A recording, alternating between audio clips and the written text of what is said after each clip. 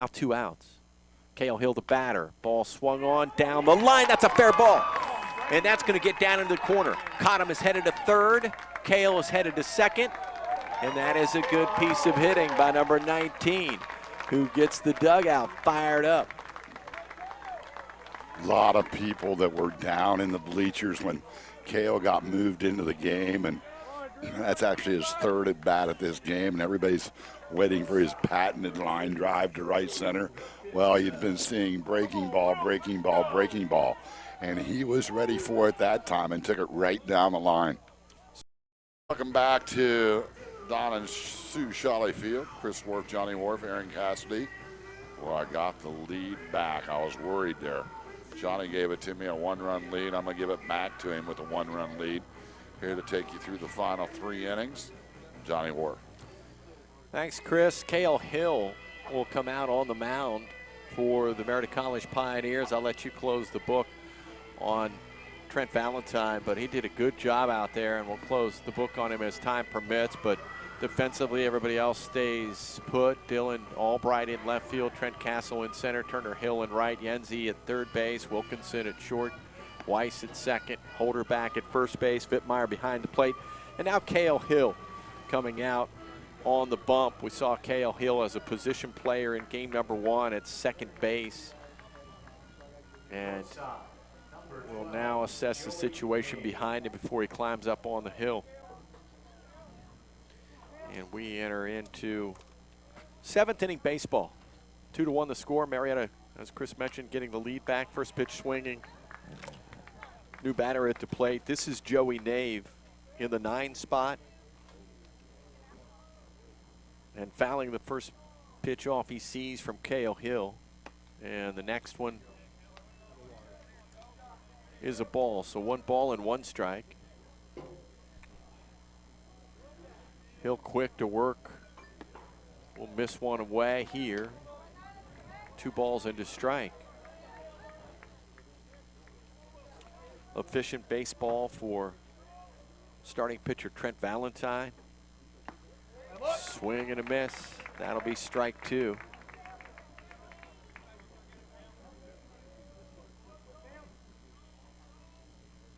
And next pitch on the way is away.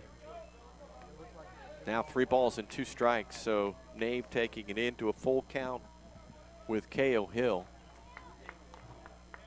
And a payoff due. Here it is. Ball swung on. That one hit down the line, drifting foul and out of the yard. Foul ball. 1 run on 5 hits given up by Valentine. He struck out 2, walked 4. The 1 run he did give up was earned, but a great outing.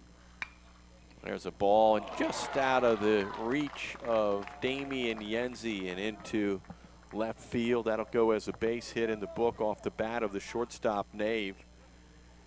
And a leadoff base runner, and these are the ones that you're trying to stay away from, right? You're in a game, you're up a run, try to keep that tying run off base. Well, just like that, we bring Zach Mazza to the plate again. A guy that could put his team in the lead with a swing of the bat. Nave gets a lead at first. Pitch from Kail, ball swung on. This one hit to center field. Drifting over, Castle will make the catch. Runner Nave will stay put, and Castle showing his wares as he pumps it into Wilk at second. 1 down. That's a long, loud out, is what that is. That'll bring Nate DeLiva to the plate, number 4. Left-hand batter's box, right fielder.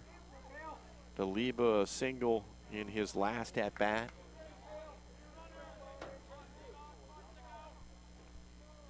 And he will step into the left-hand side. 1 out, 1 on. Kail-Hill, Merida High School product. And a first pitch just missing away, a ball. Some of the local faithful thought that was a strike.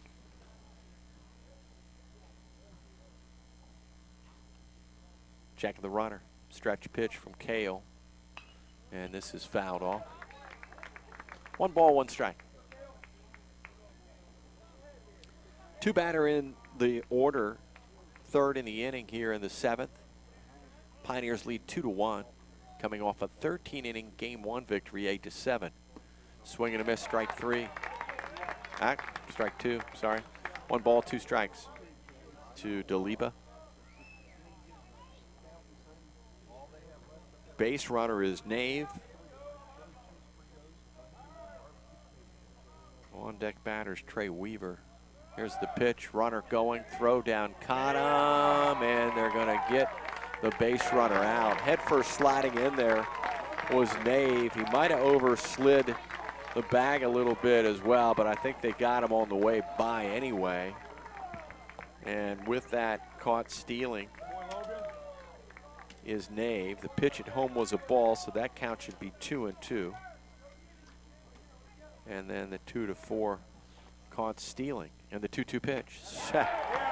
Strike him out, throw him out. That is going to do it in the inning. So Cale Hill facing the minimum number of batters. No runs, 1 hit, no errors, nobody left. We head to the 7th inning stretch. He strike out Daliba for the final out of the inning, and we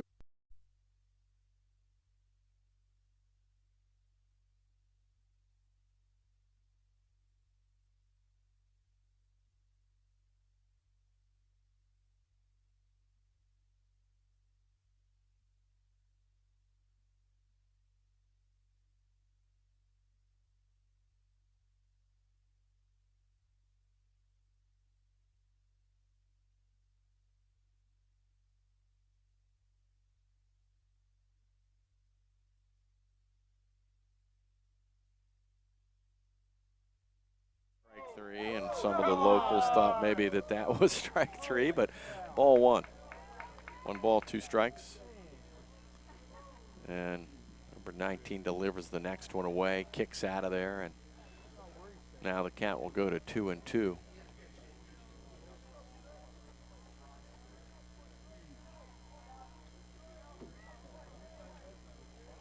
Lavolsi with a couple hits in this game. See, there's one foul back, and keeping this alive is Trey Weaver. He's had a base hit.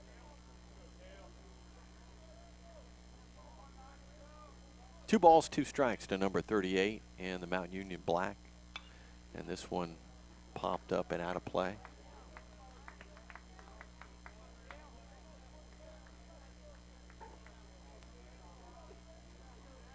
Two-one baseball. This time in game number 1, we had no idea that we would play in actually a whole nother game, it seems like, into the 13th inning. But we did. It was fun to watch, fun to call, especially when you win on the back end. I think it would have been either way, to be honest with you. Here's a payoff pitch. This one hit right field. That's a bomb. Going back, Turner up, jumps, can't get it. And that is a home run that'll leave the yard and tie this game. And here we go again.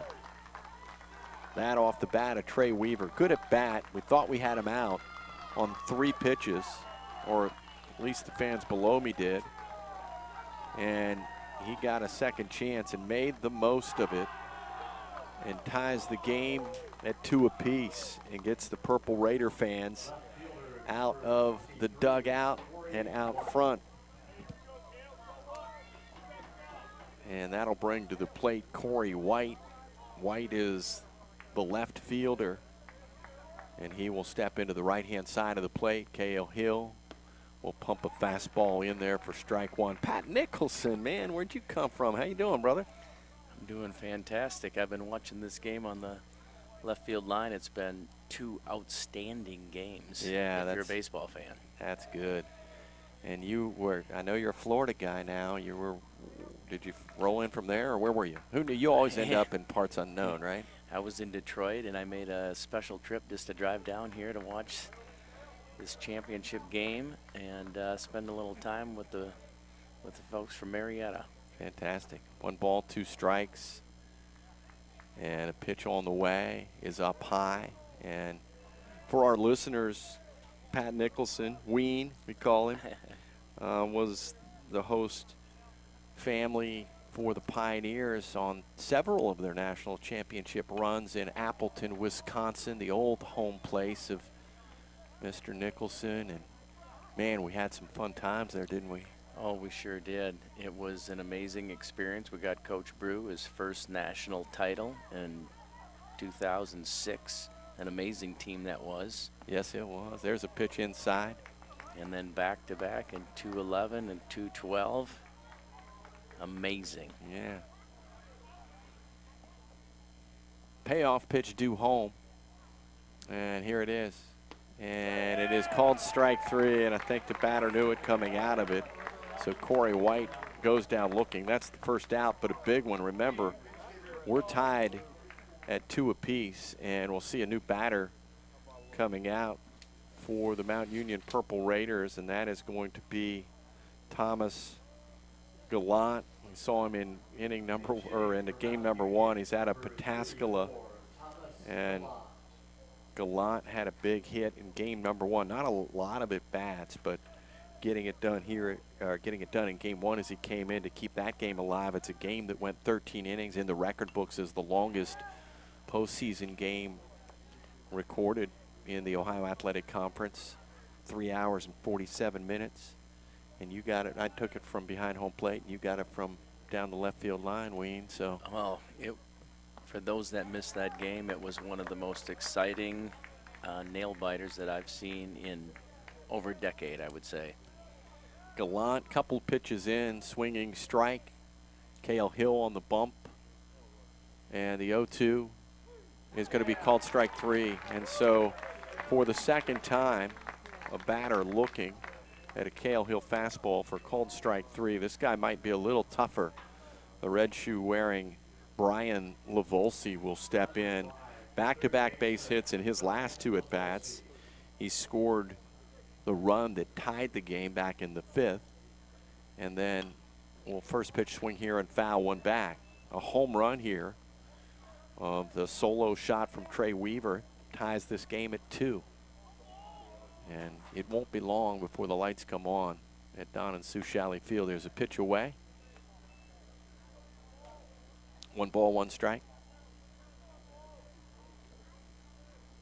The sign from Vittmeyer. And another pitch away. So I go back far enough, Pat, that we saw the World Series, went to Salem, Virginia, called one there, and then we were how many years? I can't even think about. Maybe there's a ball fouled off left side.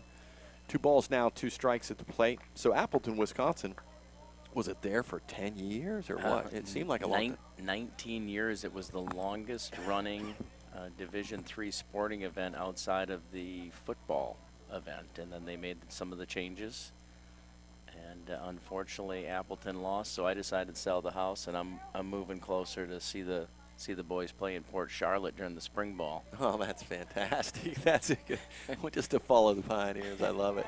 Here's called strike 3 again. So after the home run, Cale Hill will strike out the side. All looking. Can you hang for another half with me here? Absolutely. Okay, Pat Nicholson, a guest in the booth. We're headed to the bottom of the 8th. We're tied at 2. You're listening to the voice of the Ada Express.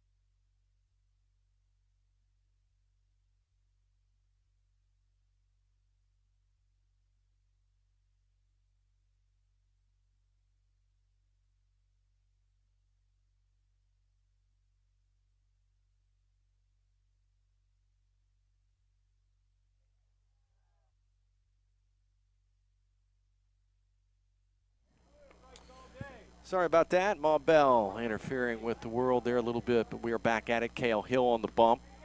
And a pitch called strike at the plate. 1 out baseball, top of the 9th. 1 ball, 1 strike. And it is Coleman Stauffer at the plate. Ball swung on, popped up. Could be playable in foul territory. Drew Holderback is over and will make the catch. 2 down, 9th inning baseball. And a couple of outs here for Mount Union. That'll bring us to Joey Nave. Nave in the order, 9 spot, top of the order is on deck. Pioneers and Cale Hill trying to stay away from there. And they'll like to get this shortstop right now. First pitch strike delivered to Nave. Had a base hit in his last at bat.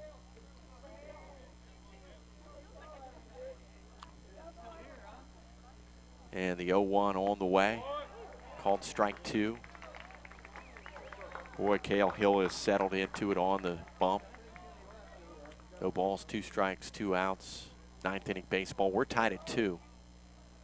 And a pitch delivered. Looked good, is good. Called strike 3. 3-pitch strikeout. And there's another strikeout looking.